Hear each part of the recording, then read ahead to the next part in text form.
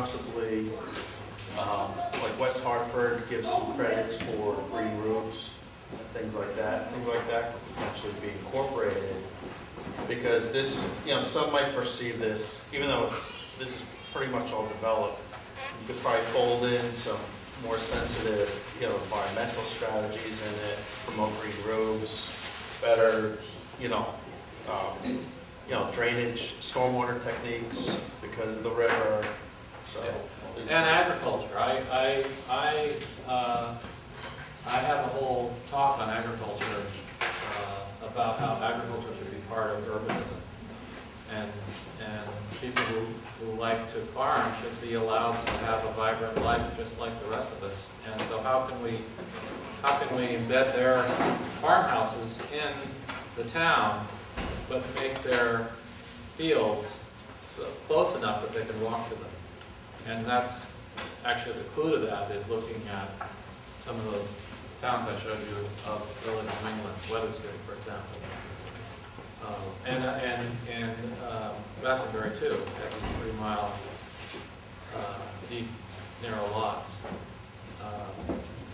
So yeah, no, I would love to look at the whole picture. The Urbanists actually had a huge summit about a year ago in Alexandria where they are changing the whole charter into New Urbanism to incorporate sustainability and all these issues you're talking about. So that also goes back to just the victory gardens that people have. Right. I mean, New York, now they become community gardens. Do you incorporate like the rain gardens within your park area, try to collect some of that fish having a little bit of an option? Yeah. But I didn't know it's an evergreen traditionally anyway. They had rain gardens in there. Yep. Now, I have my planning hat on with this. We would end up with with regulations. That's what you would get at the end of the day, not buildings. We would be happy to come back and design buildings. But what this would do would be to change, and there are different ways you can do it. You can change your zone. You can take, as Hammond is doing, they're taking all their commercial zoning and they're changing it to this form-based code. They're leaving all the residential. They're underlying their regular residential, they're leaving all that alone. Fixing it, leaving it alone.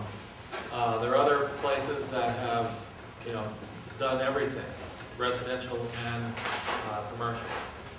I mean, I'm here to tell you that the residential that's in the smart code is a hell of a lot better than the residential that, but people are worried about change, and we understand that. We're not trying to force things down people's throat. We want people to want it.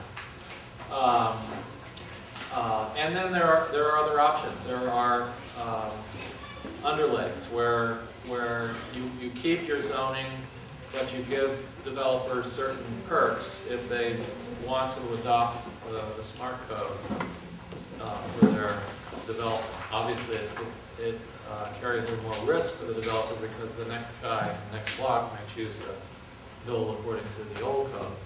But it's all a matter of how you want to do it. Yeah. I don't know a whole lot about Hamden, but it appears it's very linear in nature, the 14 miles. One of the questions when you take a fully developed or generally fully developed area like our town center, it seems to me partial implementation could be problematic because you would want to create the new through roadways, alleys, whatever level of street they become. And that the partial implementation is. So I was a little surprised by your answer that eminent domain is typically would not be a part of this. No, this is just working with property owners. Right, but I don't see how you would logically develop something on a piecemeal basis when the forms and the traffic and circulation is all part of a whole. And you may never get to that unless you put in some of those spurs or spines or whatever. No, because we've left all the streets that are there. They're all still there. I know that, but you're including private property. This is an example of how one section of that could be. I'm talking about the private property components. Well, go to the north. Yeah, up in that area, right. Yeah, how is that? Well, right now it's parking lots, and you can, underneath here, we didn't get time to draw them all. We started drawing existing buildings and where new buildings could go. So what we're telling the property owners in these areas is if they can leave it the way they have it, and it just stays a parking lot. I mean, you can still drive, you know, on the streets that are there, or new streets that somebody else might. I'm talking about the new internal streets. Yeah, they may not be there. Oh, no, I see what Ken is saying. You've moved one of the existing roads in front of Whole Foods out. And the only criticism I would have of this plan is that you gotta maintain that existing road, because otherwise, why would Whole Foods give to that property owner on the other side of the road those property rights? There's no incentive to do so. Well, I this think is Whole it Foods would- property. No, I just think you have to straighten the road there, maintain the existing road. What's that road called? Well, That's This road? right there, closer. just a jog in it. Yeah, Put a jog it's in. there, and we just straightened it instead of having Oh, I it see. be highway-like, we just, In that case, the Whole Foods lot has actually gotten bigger because there's a lot of underutilized space in front of Who's gotten smaller though, if Whole Foods has gotten bigger? the setback between wells and the end of the two commercial buildings that run through there. So obviously you have to have both property owners on the same page to make that shift happen. Yeah, either that or. That's my point, that it really needs to be a uniform yeah. process as opposed to a piece by piece. Because there is public rights of way changes that would be involved. Right, what we would have to do, and what we did with Hamden, is we have, after all this goes through, and it took us practically 3 months to do this for Hamden, we look at every single piece of property and make sure that we haven't done taking, we haven't lowered the value of any property, we haven't put something that is dependent on something else. I mean, all that has to be checked out. This is a quick exercise.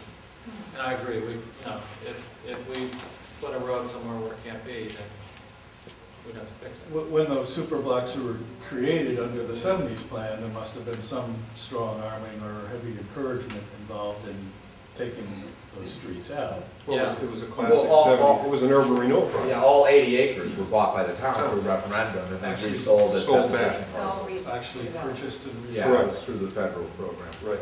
Now it's a softer, nicer town. And if you look back at that original master plan, Wells Street was supposed to be straight. It wasn't supposed to have that curve to it. And the London Turnpike wasn't supposed to have the double S turn. It was just more of a softer, gentler curve to it. But there was much more, the original 69 plan had much more of a square grid to it. And again, I think it was different developers and different property owners, and those roads sort of had that general Right. sway to them. Well, we've added what we call crankiness to some of these rounded streets, which is a good calming device. The big sweep is so that people can take a turn, not slow down 40, 50 miles an hour. Yep. You basically narrow